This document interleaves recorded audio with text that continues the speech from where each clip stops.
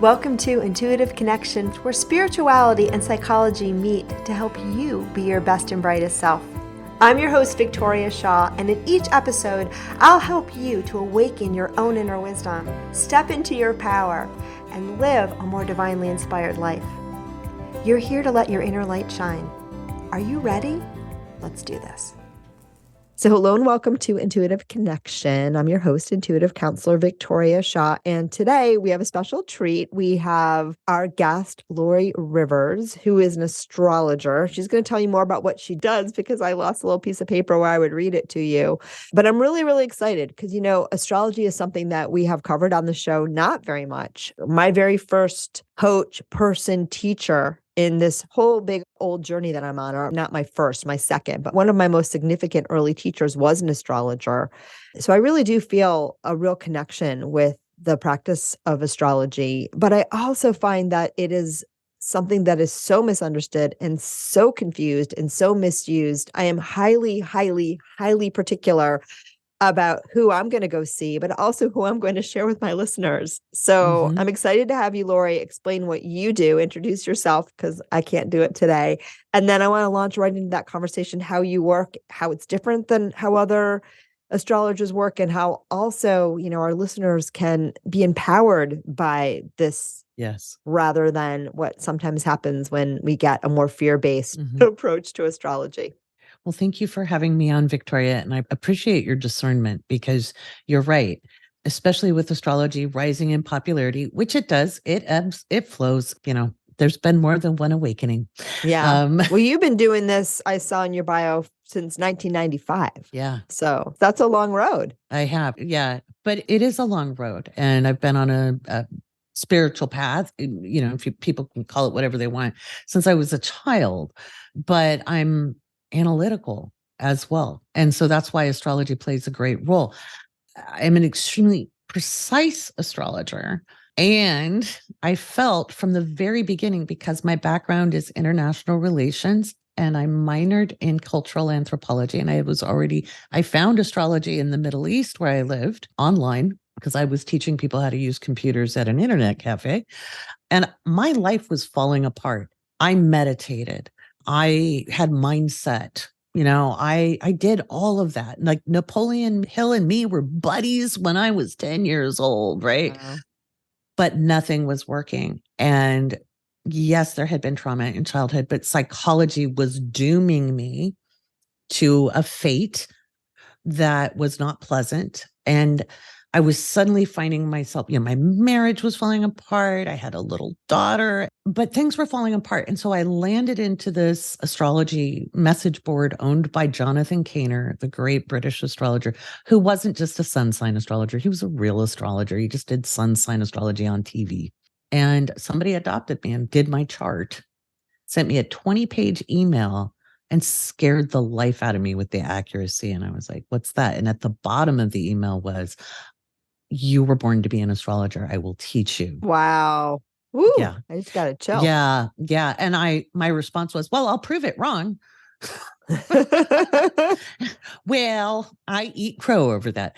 And so, but what I found as a young astrologer is the use of patriarchal language, patriarchal interpretation was not moving us forward. And if we're on an ever expanding journey, then using the same interpretation doesn't help us grow. And we can use it as a tool to stick ourselves in a fated or destined box. And that did not appeal to me. So I studied classical astrology. I'm classically trained. I do not mean Hellenistic. Okay. Right. Well, remember too that this is a podcast about intuition, and there may be some astrologers in our audience, but don't presume anyone knows anything about astrology. Okay. And the other thing I am is psychic AF. Right. And so, in fact, I used to get in trouble as a young astrologer. I'd do my homework, send it back by email because my teacher was in Australia. I was in Bahrain. And he'd be like, that's great. You intuited that. Now do the astrology, do the math. And I was like, oh. So the blend of both does help, but I stick to the astrology because one, I don't want to see astrology be denigrated. Where I use my intuition is amongst all the possible expressions of consciousness, which is the most likely. Okay. Right. That makes the difference. I want to stop you on that because I think that's a really interesting point, right? Mm-hmm. Kathy Rose, who was a guest on our show earlier and who is my current astrologer, or my favorite coachy person, what she talks about, and I don't know what you think about this, but what she talked about is like, look, it's how you live the chart. It's how you live the chart. Mm-hmm. The chart's like the blueprint. There's many different ways that you could live it. Mm-hmm. And I've heard her say on her own social media, right? Like, maybe she even said it in my show. I can't remember, but like you can't look at the chart of like, say, Ted Bundy and know he's going to be a serial killer. Absolutely. Some astrologers say that they can, but no, you can't. It's not true. It's how you live. You could look back retrospectively and say, oh, I could see how you could use this chart and be a serial killer, but it's not the other way around. So I think what I hear you saying is that intuition is how you help discern how are they expressing, how are they living what the stars has provided them to experience and explore. Absolutely, 100%. There's stuff that goes around the internet claiming to be a kind of astrology that isn't, where they'll be like, if you have a planet at this degree, this makes you the worst or evil or bad things will always happen to you. And it is so damning and it frightens young people. And if you can imagine, we all come into this life and end up with experiences. And some of those are unpleasant. Some of those are pleasant. Some of those are downright traumatic. You didn't pick your trauma. Right. You knew coming into a physical existence, there would be people who made choices when you had no agency, because children do not. And those choices would maybe not be beneficial to you. What you did with your chart was equip yourself to make it past that. You have skills, you have talents, but you didn't exactly. I get annoyed with you chose it, because I'm like, okay, we can have a philosophical discussion on that. We have a whole episode on that very question, so listeners can hear my opinion on it. I love that. Right. Yeah. But the way that it's been explained to me, and again, you may or may not agree, the way it's been explained to me is your personality, your ego did not choose this, because that's the part of you that is just riding along, but your higher self agrees to everything. Your higher self agrees to everything and had a pretty good idea of how things were going to go. But that doesn't mean that your human self has to like it. And because we are constantly in the now, creating every moment, right? We never lose our free will, and we never have to like what we're creating, right? We can always hold that paintbrush at a different angle when we learn how to use it differently. Well, the way it was explained to me when I was about 29 years old, when I was in front of one of my spiritual teachers, because somebody had very glibly said, you chose your experience. And I suffered greatly as a very young child. So I had a very quick temper, and that young man was up against a wall pretty quick. And my teacher laughed. He was brilliant. And he was channeling. And he said, sit for a moment. And he said, you knew when you came into this life that it was like walking through a swamp with combat boots on and a 70-pound pack. You did not choose the individual happenings. Right. But you equipped yourself to master the walk regardless of the obstacles to your physical self. That's beautiful. That felt better. Yeah. Because I think when people are on a healing journey, and this is something I emphasize with my students and my apprentices when we're reading for charts, and I was that young astrologer too at one point, we're so gung-ho to prove our accuracy that you go, oh, in this year, this happened. And you can trigger the living essence out of a person. And that's not why they're there with you. Yeah. So I like to, it's not blowing smoke. I can show people the good and the bad. They're usually very aware of their weaknesses. I try to show where they have equipped themselves for their life's journey, and then how to make things practical and applicable. So you're blending, because it's not just as above, so below, it's as within, so without. And our consciousness expresses in a spectrum. Each one of us, you do, I do. We have our instinctual knee-jerk reactions when we're rattled. We have our social cultural conditioning, and we have our transcendent consciousness, which isn't necessarily enlightenment, but it's when we unpack and deconstruct our social conditioning, and we become a little more self-realized. Right. And we act all of that all in one day. Yes, all the time. Right, exactly. Bounce around. We could be so aligned in one moment, and then, hey, buddy, get off the road the next. And so showing people that in their charts so it liberates them versus limiting them is my goal. And that's probably, I know there's astrologers like me, I know I've met them, but we are not the most popular out there. Well, I wouldn't say that. I just think, I'm sure you're plenty busy. Oh, I'm very busy. It doesn't mean, no complaints on that. I just meant like social media wise. Sure. There's a lot of very large audience people who promote kind of the astrology that you don't want on your show. It scares people. And I think, unfortunately, up until now, there's a lot of that in our world. And there's a lot of, people resonating at that bandwidth. And there's a lot of people that believe I have to scare you to get your attention. And they don't even know that they're doing it. Or, people that are selling through lack, right? You need these blue jeans because your butt is fat rather than, you're going to look awesome in these beautiful things that are going to accentuate who and what you really are. And they're going to feel buttery soft and you're going to love them. Exactly. For me, I'm buying jeans number 2. And I do feel like a lot of what's being sold to us is this is what's wrong with you. This is, this is what you need to be afraid of. This is what's going to protect you and keep you safe. And it keeps us locked in fear. It does. And getting young people in, because I work with all ages, obviously, but I love working with young people and helping them get on their journey.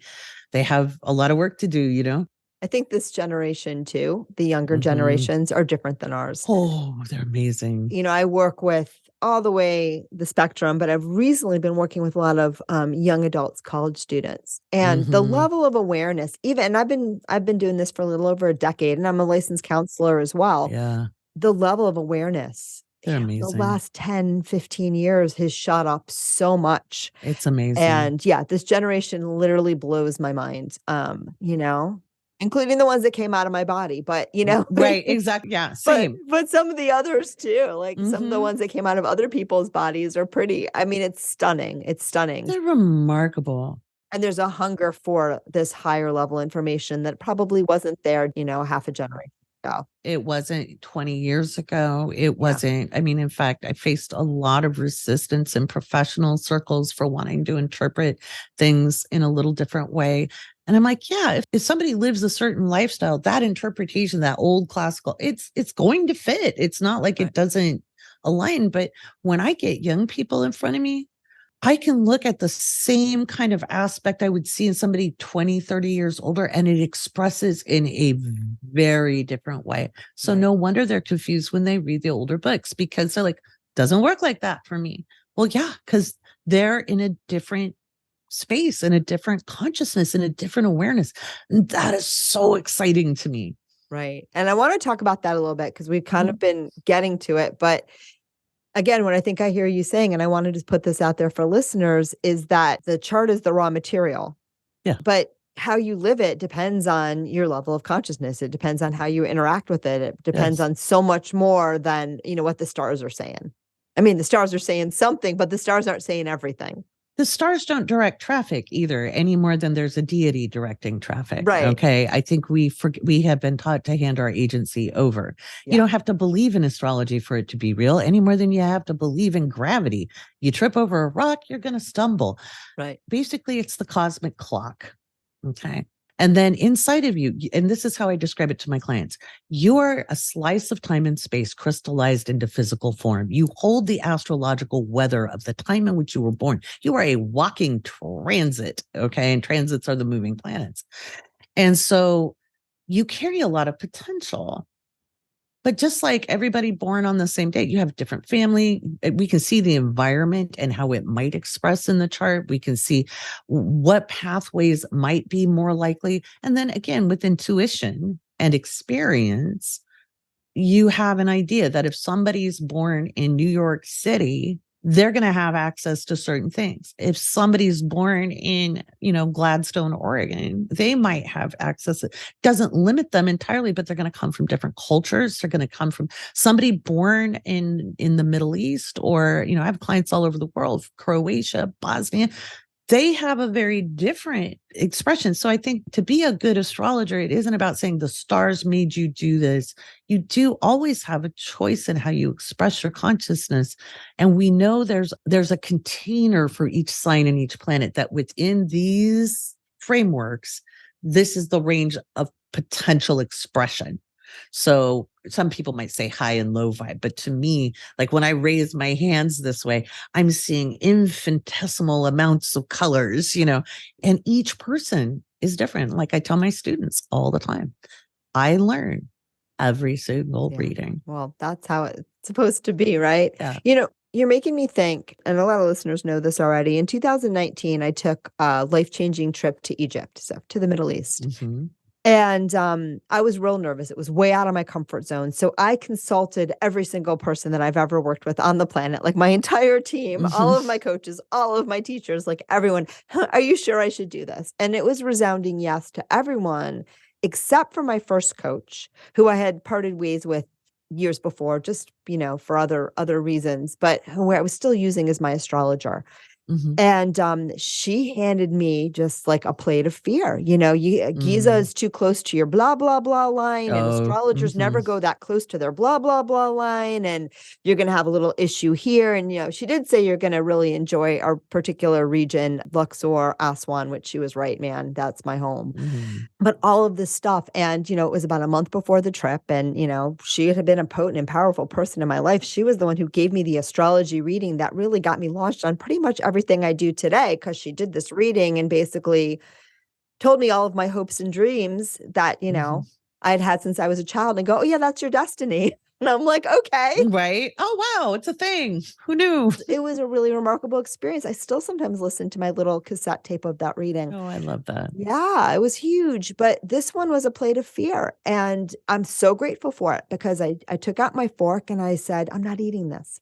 I'm not eating this. I love her. I understand where she's coming from, but I'm not eating this. And, I went on the trip. It was a life-changing experience. Giza, the energy, as beautiful as those pyramids are, it's a very hard energy on my body. I couldn't eat when I was there. Like it wasn't resonant. I was safe. I love it. I'll go back, but I could see that. And some of the other little aspects and things that happened, 1,000% happened. And they were all part of my learning and growth. They were beautiful, Absolutely. stunning moments that I carry with me today, as understanding like, wow, that was a potent lesson. I love that. So, I think that it's what you choose to put out for you as an astrologer, but also what you choose to, imbibe as a consumer. And again, when I got that particular reading, I was like, if this is what she's serving, I'm not going to partake. I like to give a range of options. Yeah. And it's up to them. And that's something I also teach my astrologers. You're not responsible for the client drinking from the well. Right. You can bring the water. And you also have to remember, much like in channeling or using your intuition, you can only interpret based off your knowledge base. So if somebody's channeling, they might talk about stuff they don't know, but it's probably framed in their social cultural language. Yeah. And so that's why sometimes there'll be an element of truth to it, but there'll be some wacky stuff come out and you'll be like, this is like the third time this theme has come up in my day today. Oh, wow. So it's the day, right? Isn't that crazy? Yeah, but it's true. And so sometimes when I'm getting a reading, I have to read.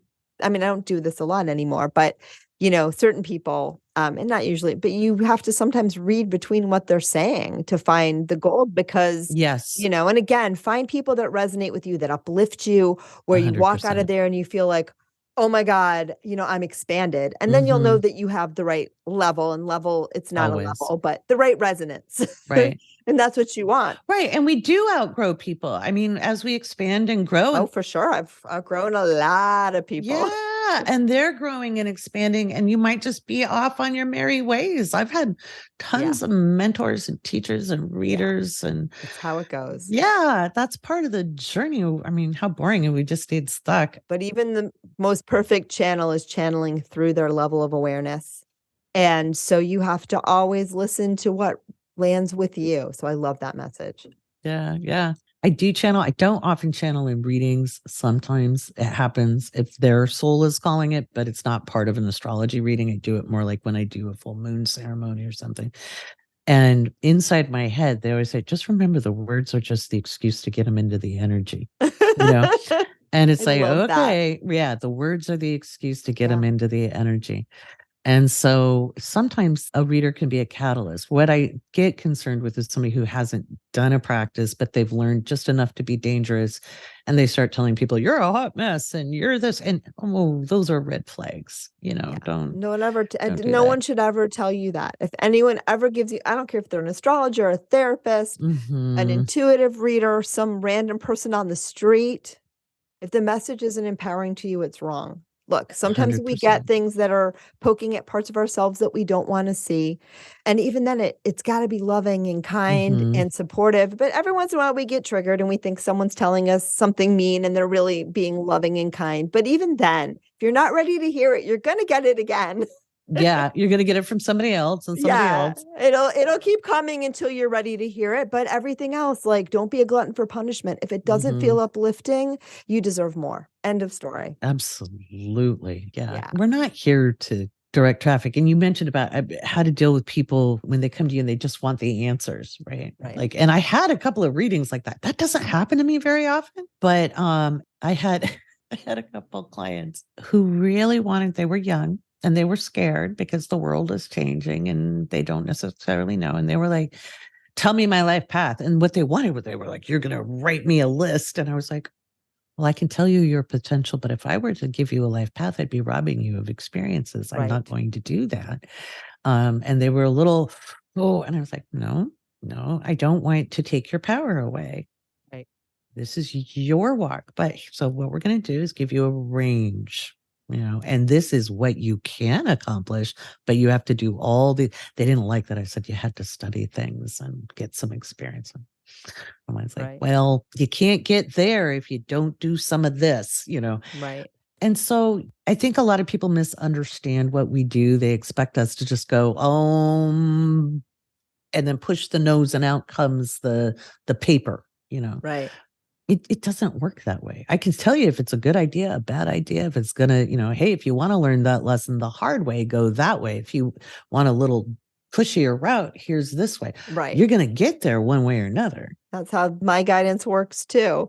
And I also think, sometimes people are just coming, and I did a whole episode on why I don't tell the future, because that's usually just not a thing that I'm super interested in doing.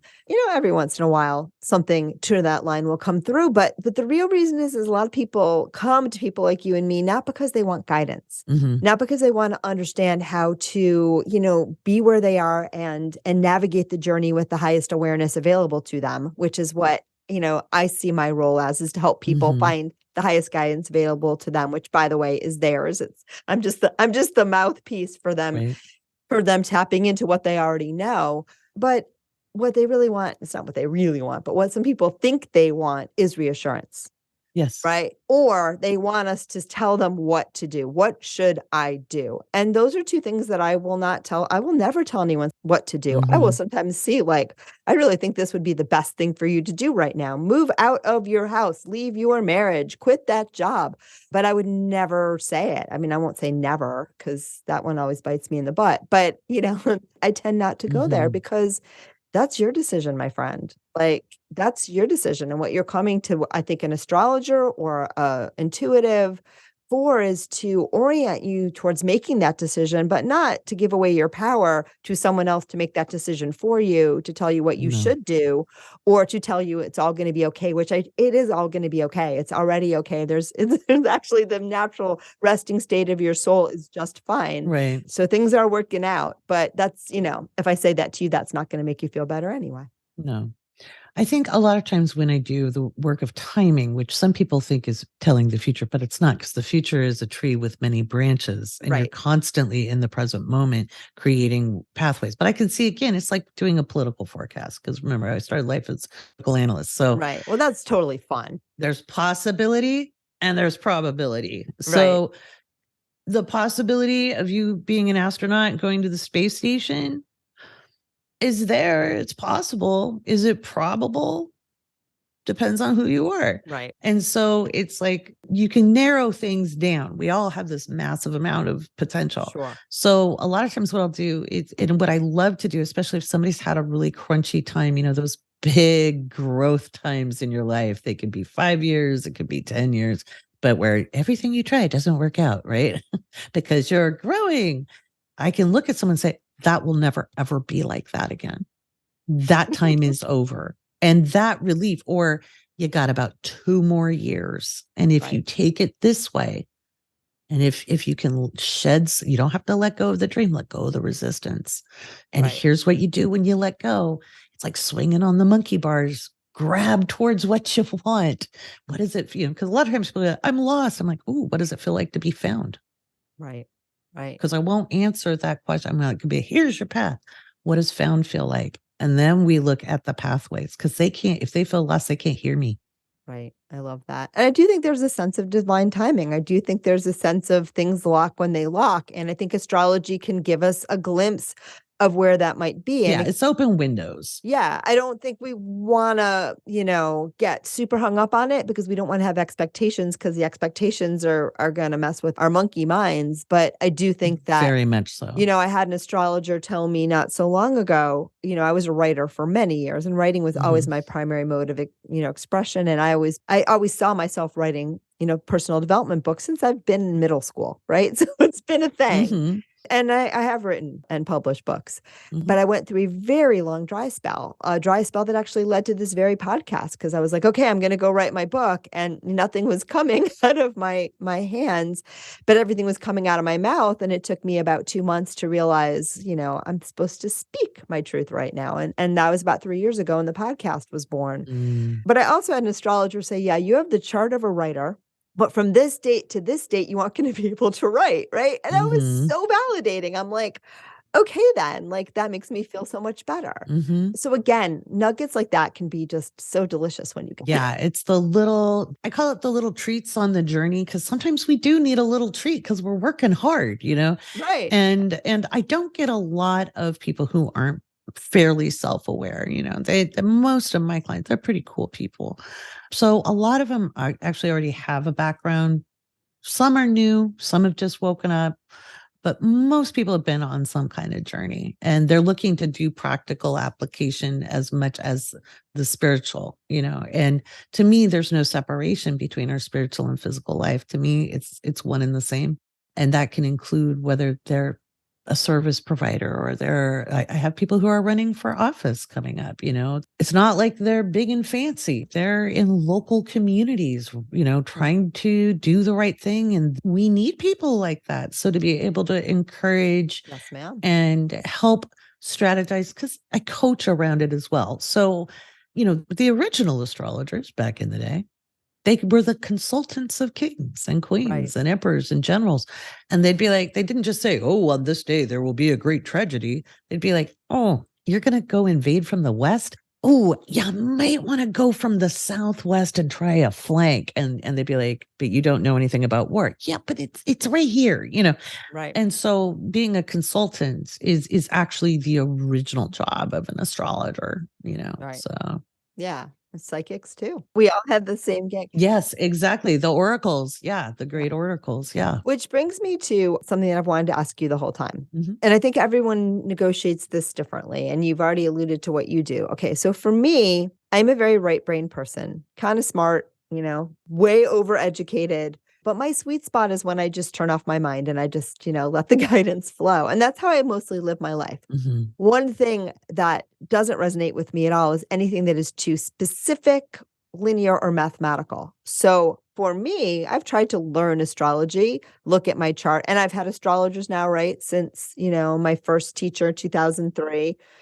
And I love you guys, and I love what you do, but my left brain would be like, I'm like, no interest in learning to do that.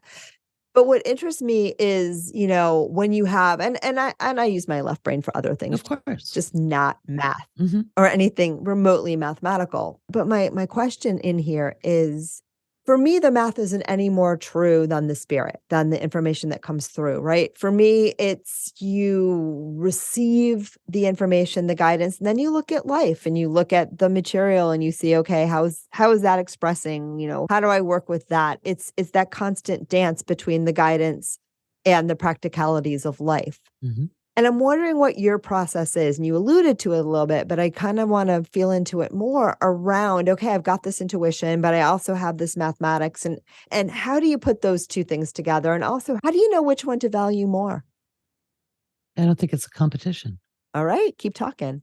Yeah. One, I have dyscalculia. Okay. Okay. So me too. So how do you do astrology? It hurts my brain. I have software and I'm very good. They didn't test young women for autism when I was a little girl. So I'm a little neurospicy. Right. Neurospicy is delicious. Yes. And so I'm very good at understanding patterns in deep and abiding ways. So to me, it becomes a language. My skill set is in interpretation. If I had to teach the math, I would quit tomorrow. I actually have a young student of mine who is driven to learn and do that.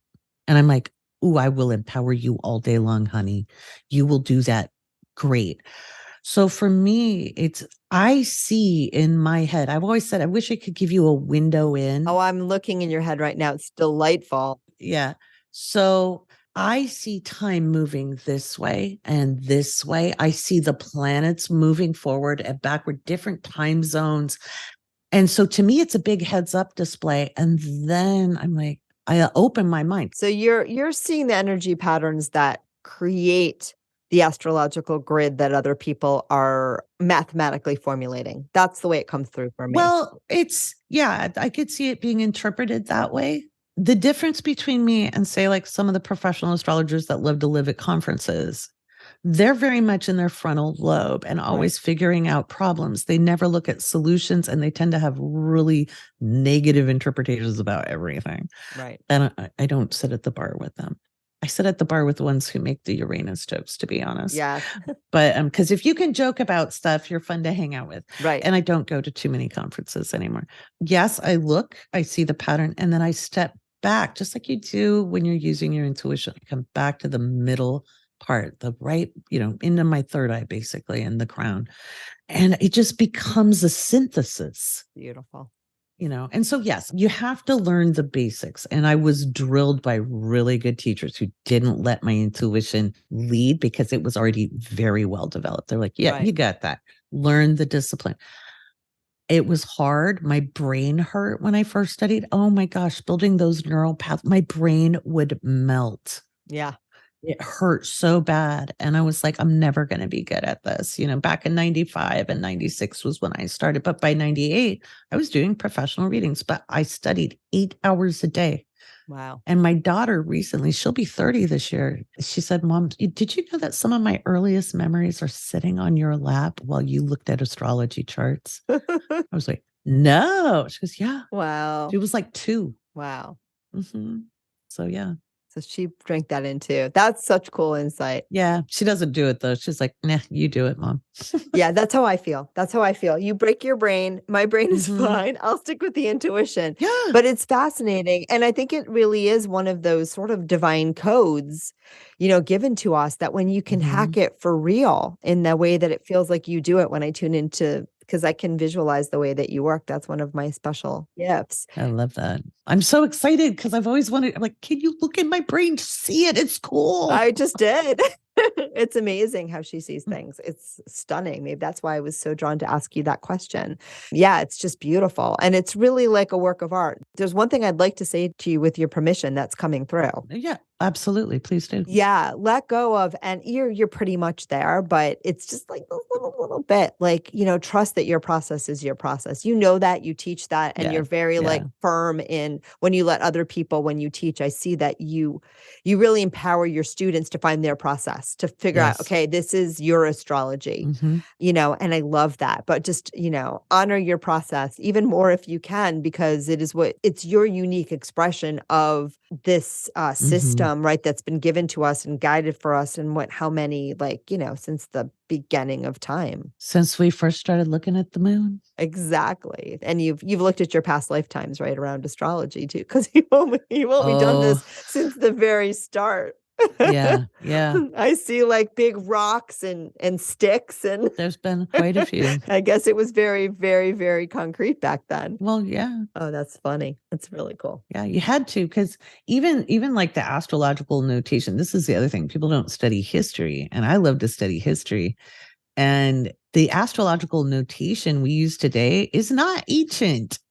It comes from the 15th century and the alchemists. Right. And so the ancient stuff, like when you look at it like a Chaldean tablet, they were writing like full sentences. And I can't read that writing. I feel like I should be able to, but I can't. And it's very frustrating.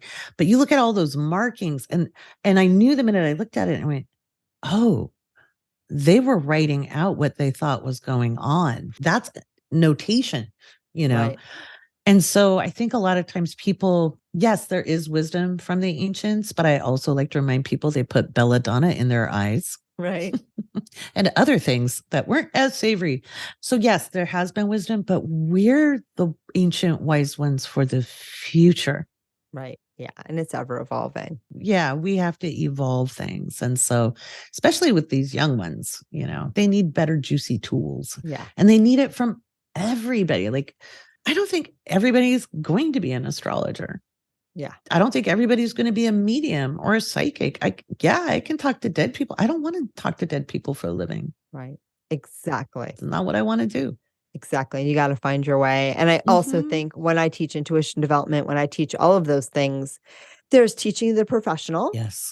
Which is not so much that that's not true. I have lots of clients that do this professionally. I just did a reading for one right before this. It's going to go live. Right. I do actually 2 of them this week.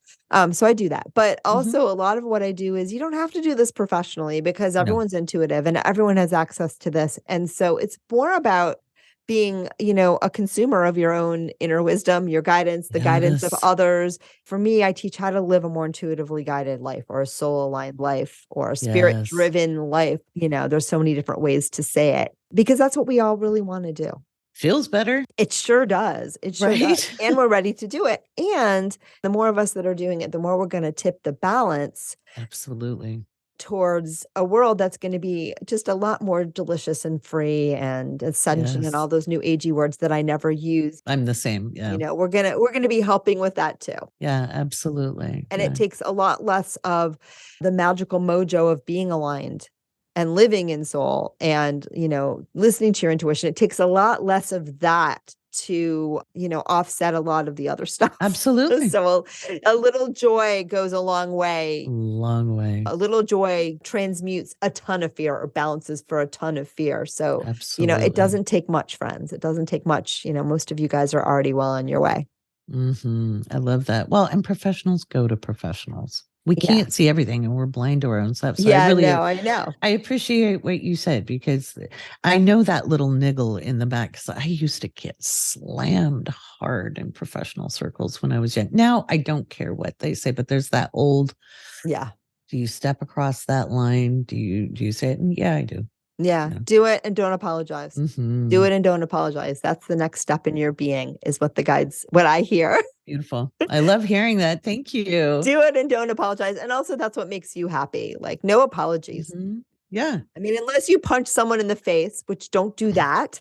But if you do that, because you're human, I don't see you as a face puncher, but if you were. Not anymore. I was when I was a kid, but there you go. But only to defend my little brother. Okay. I'm a Cancerian. Well, in that case, I don't even know. You might have needed to punch them. No, we don't need to. Yeah. But the deal is, unless you're being willfully mean to somebody else, and then you need to take it back and say, geez, I'm sorry, my humanness got the best of me. But that's not what we're talking about. We're talking about don't apologize for being you. Exactly. And I will say, as an astrologer, sometimes what I do is I will send people to teachers like yourself. When I get somebody who is really intuitive and they're like, I'm not intuitive, I'm not psychic. I'm like, oh, it is everywhere in your chart. I'm like, do you notice your sense of smell? most days, or do you only notice it when your nose is stuffy? Right. And they were like, oh, and I was like, I think it's so fluid. You would do well to become aware of it, because people think it's all the big bells and whistles and stuff. So I send people to people like you, Yeah. And what I teach people, and by the way, one of the big catalysts for me to awaken my intuition was an astrologer that said, you are off the charts intuitive. You need to do something with this, and you need to do something with this now. Mm-hmm. But a lot of what I teach people is that there's no one on this planet who isn't intuitive a little, because the way that I understand it is intuition is your connection with your spirit, your soul, your higher self, and we all got one. Mm-hmm. And obviously for some of us, and I've just learned that there's some genetic markers for channeling and all this stuff. So for some people, it might just be more direct, more, some of us got to turn it down a little rather than turning it up. But the trick that I teach everybody is you learn how it's happening for you already. And you go from there, and it's happening for you. It's happening for you right now. It's happening for everyone. And sometimes, like you just said, Laurie, it's so seamless. You're so used to it. You don't even know that's what it is. You're like, oh, wait, that's my intuition. That thing that I've been doing all the time when I meet somebody and I immediately know everything about them. I just thought I was just perceptive. And I'm like, well, you are perceptive. That's your intuition, right? Yeah. I forgot how much I actually use my intuition in readings. And I was reading for a very well-known professional psychic who has really, really good shields.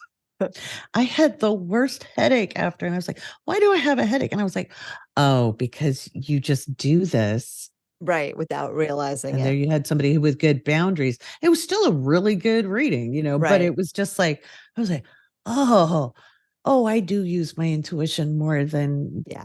My read is that person was blocking you for different reasons than boundaries. Yeah, probably. I had my wonderings on that. Yeah, there are some blind spots there, because people may not realize this, but you are not an open book when you come to a reading. And I've had people block me from seeing things for years. And then people, well, how did you not know that? I'm like, intuitive gifts, you're not omniscient. Like, right, exactly. I get what I get. I get what I'm given. And I don't go looking for things that I'm not asked or expected to see. Like, someone will call me and say, like, is my husband cheating on me? I'm like, I'm not going to answer that question. I'm not going to invade his privacy, but I'm happy to talk to you about what you want to do and what the guides say. And sometimes the guides will answer the question. But again, you get what they need to know is always the coming in, the reference point. And sometimes people don't want you to know something. Exactly. And, if they don't want you to know something, as hard as you try, you're not going to get in. And that's okay. This person is blocked because of ego is my read, not because of boundaries. But that's just what I get. And I don't know who that is. And don't tell me. No, I'm not going to. I know you're not.